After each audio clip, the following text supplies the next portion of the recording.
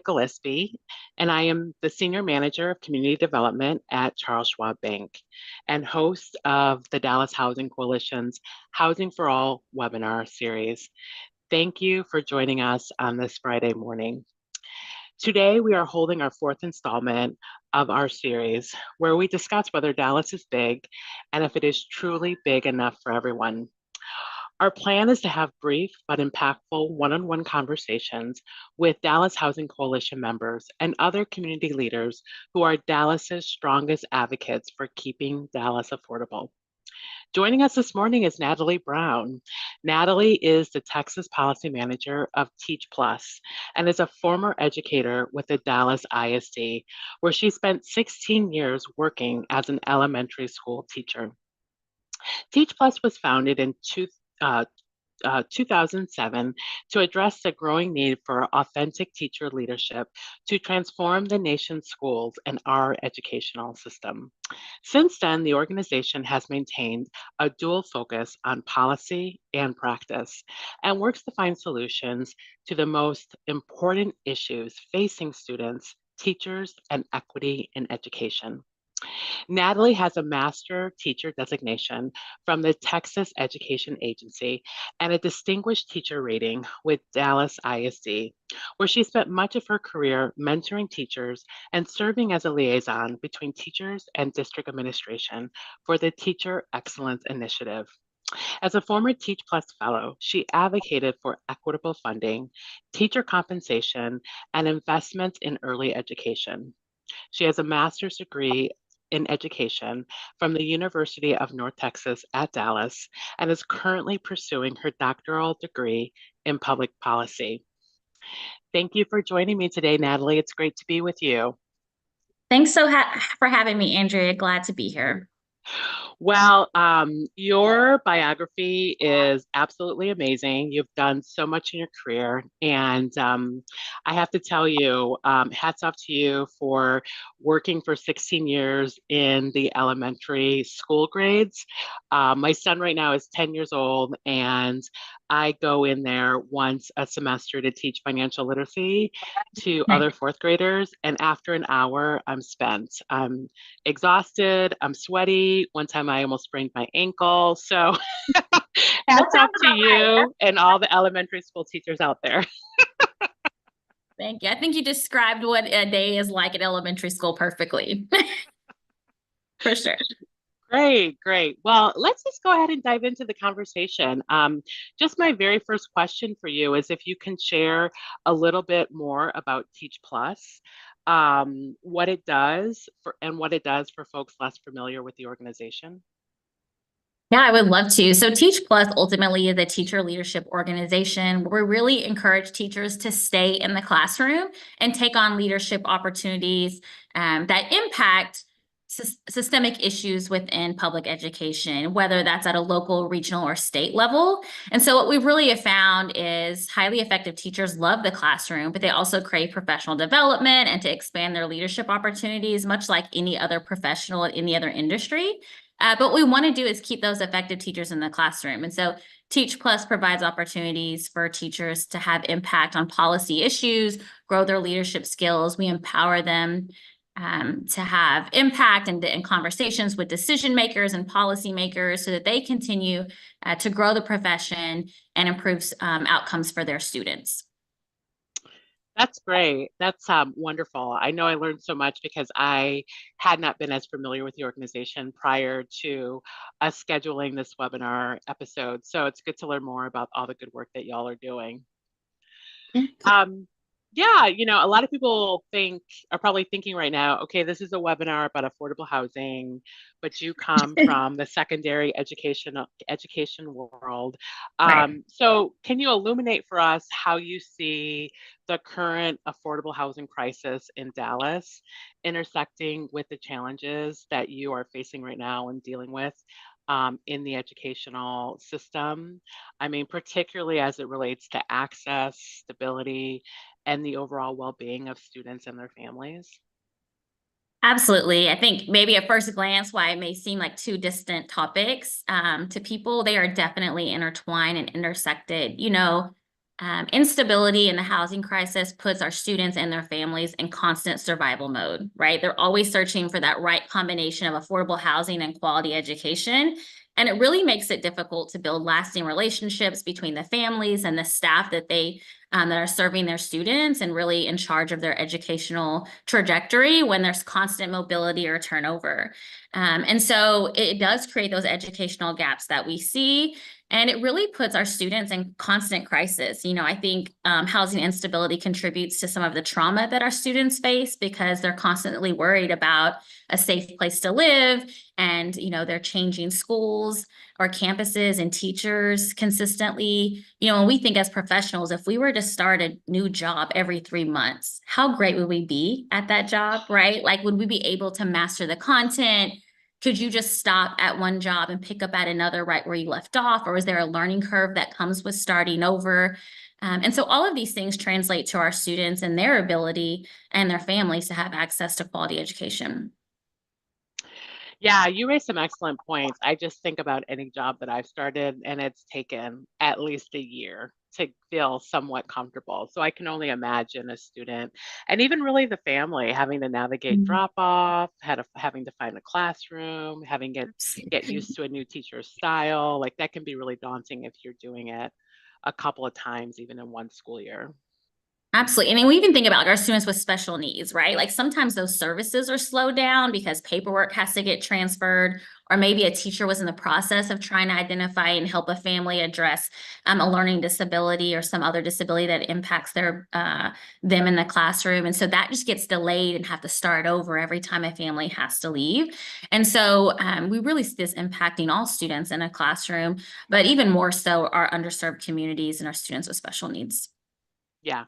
And kind of staying on that point again, if you are seeing a family where students are making multiple relocations in one school year, or if you think about just like over the 5 or 6 years that you're in the elementary school, all the number of relocations that can happen in that time period, what does that do to the educational outcomes of these students? It creates gaps, right? I mean, even if in a district like Dallas ISD, where I think they really do their best to mitigate this mobile and transient population through a scope and sequence, we really try. All of the schools in Dallas ISD really try to follow a similar pacing and at least like the content that we cover in a sequential order. So that way, if our students do go from one campus in Dallas to another, it's not such a big jump. There is some continuity there. But as we know, like a teacher has to make adjustments to fit the needs of their specific classroom. And so, I can recall at the campus I taught at for 16 years, I was at the same campus the entire time. And there was a homeless shelter in our attendance zone as well as domestic violence shelter. And so those students can only stay a maximum of 90 days. And so Mm, when you add that in, and at my school, it was 35% mobility in student population. So you have 7 to 8 students turning over throughout the year every 2 to 3 months. Creates these educational and opportunity gaps that we see in students. And so housing stability is so important for students to have access to a quality education and for them to thrive. And they are able and are just as capable of performing high. They just need stability, right? They need to feel in a place where they feel comfortable. And when we think about Maslow's hierarchy of needs, right, like food and shelter are the first things students need. Children need to be able to get to those more critical thinking and analyzing parts of their brain. And so if our students are in constant survival mode, it definitely impacts their ability to absorb and retain information. yeah, that brings up a wonder. You brought up some wonderful points there, and it just got me thinking. I know the common phrase that people will say, "Our children are so resilient," and I think that they are. But I think what's sometimes missing in that thread of conversation is that children experience many of the same feelings and emotions that adults experience when faced with a similar situation. They may not have the Mm. vocabulary, they may not have some outward actions that adults have, but they're they're experiencing the same type of stress that their parents are when facing instability, it sounds like from what you're saying.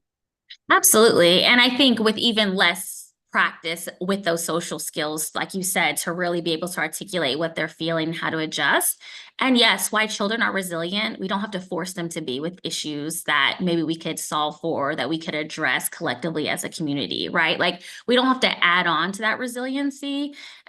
These are major issues that affect families in our areas. And so whatever we can do to try to address and mitigate those, we should do, because children are resilient, but we shouldn't force them to be. I love that. We could just talk about that all day long, but I do need to move us along. So, given what our viewers are learning about how housing instability affects families and particularly the educational outcomes of their children, can you share a success story where there has been a good partnership that you've seen either between a district or a particular school and a community organization that has worked together to address both just the educational needs that all children have, but also the housing instabilities that many, I guess, really too many families face in Dallas?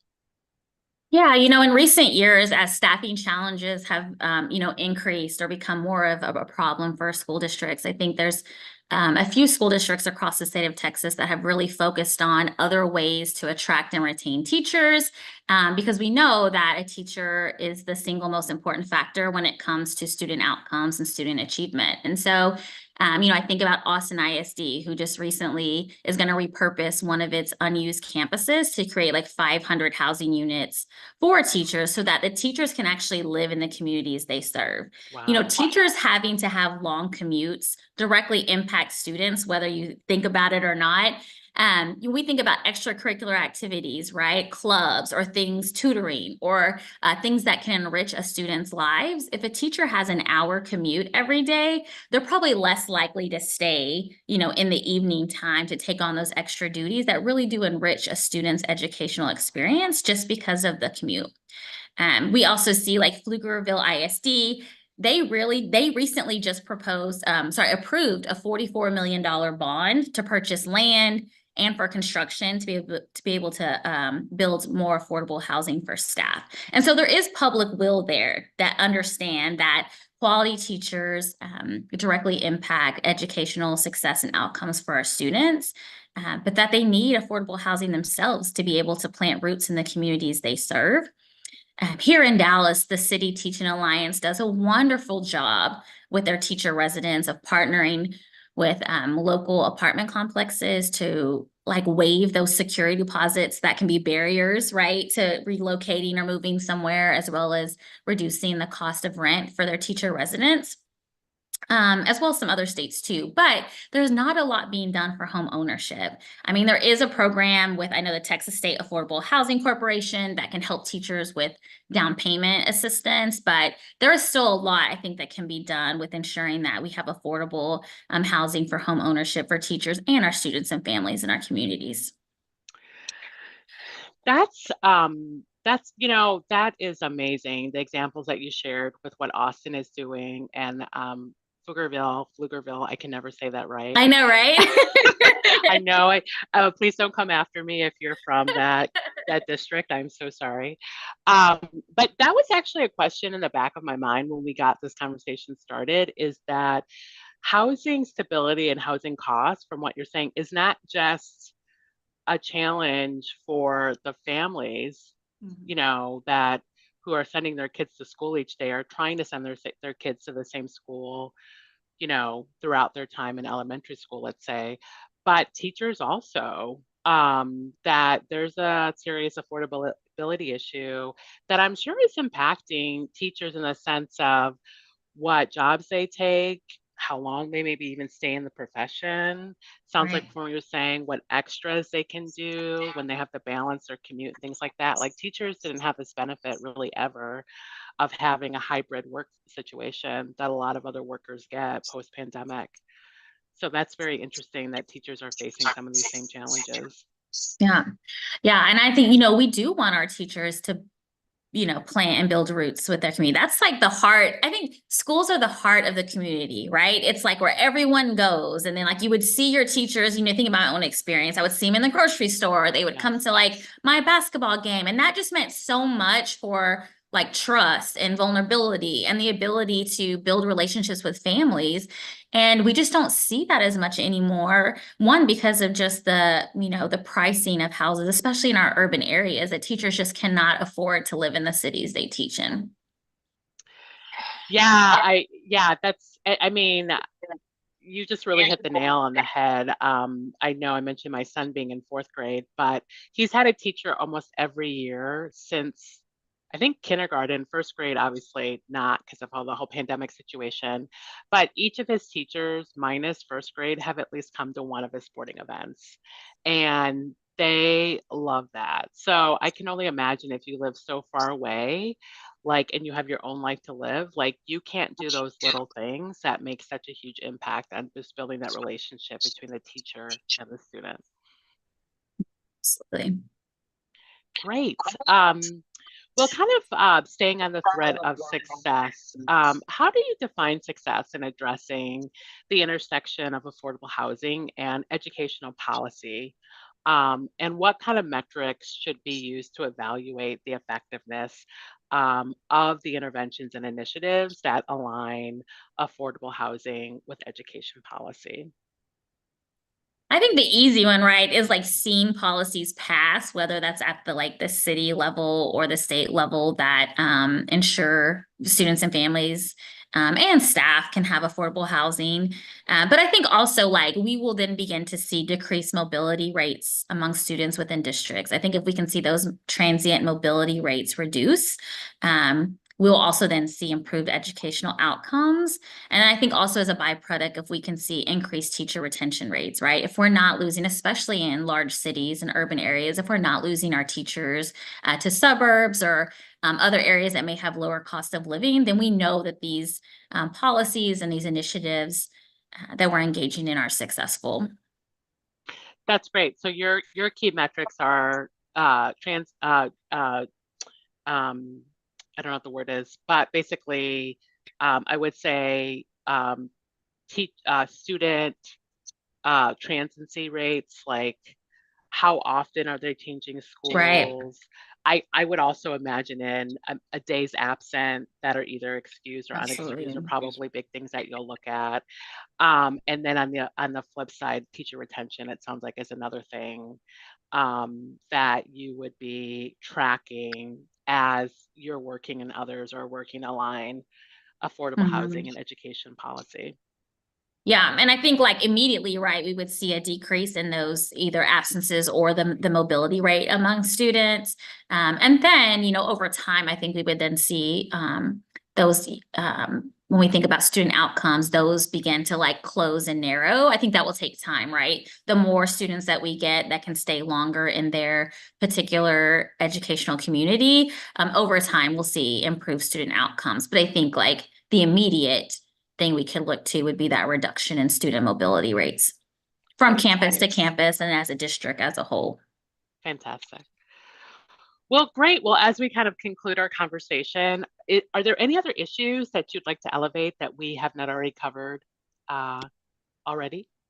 I don't know about any other issues, but just, the National Council on Teacher Equality a few years ago found that like rent for a one-bedroom home in 69 major metropolitan areas increased by 22%, while teacher compensation only increased by 15%. And that was before our current like inflation, right? And so oftentimes when we think about educational system, we talk a lot about teacher compensation and rightfully so, but there are other really important issues like affordable housing that really impact our educational system. And so I just think the more that we can do to provide affordable housing for people who are vital to our community, teachers and firefighters and police officers, like these are people that serve our community, serve our students. And so the more that we can do at a local and state level to pass policies that provide affordable housing for them, the stronger our communities are going to be. Fantastic. Well, where can folks go if they want to learn more about your work and Teach Plus overall? Yeah, we would love for you to visit teachplus.org. There you can meet our teacher leaders, not only in the state of Texas, but in all the other states that we're in. You can learn about what they're doing to ensure that there's increased equity in education policy, what they're doing to improve student outcomes in their state, and the issues that are important to them to be able to just contribute to a quality education in your local community. Fantastic. Well, thank you again, Natalie, for joining us for our most recent installment of the Housing for All webinar hosted by Dallas Housing Coalition. We just really appreciate you sharing your unique perspective, looking at the intersection between our housing crisis and the educational success of children who through no fault of their own, are impacted by this crisis. And we wish you and Teach Plus, and especially as your journey through your doctorate program, all the best in 2024. And with that, I just want to remind all of our viewers today that you can follow Dallas Housing Coalition on all of its socials for updates on how to get involved with the coalition and to also stay connected on our Housing for All webinar series. You can also visit Dallas Housing Coalition's website at dallashousingcoalition.com to learn more about the issues that we discussed today, as well as Dallas's 2024 bond program, for which the City Council is deciding how much of the $1.1 billion of bond funding will be allocated to city programs. And that's happening in the coming weeks. So definitely visit and bookmark really Dallas Housing Coalition's website for continuing updates on that front. And while you're at the website, we'd love new members. Definitely join the coalition there. And with that, thank you for tuning in to our fourth Housing for All webinar, where we discuss whether Dallas is big and if it is truly big enough for everyone. Tune in the next couple of weeks because we are planning on having some incredible guests like Chris Wallace from the North Texas Commission. He'll be with us on February 9th. Mark Melton of the Dallas Eviction Advocacy Center will be with us on February 16th. And Wes Jury of the South Dallas Employment Project is planning to join us on February 23rd. And we'll be rounding out the month of February with Kirk Presley, who is part of one of our affordable housing developer partners, Ohala, and he'll be with us on March 1st. And with that, I just want to wish everyone a wonderful weekend, and we will see you very soon. Take care.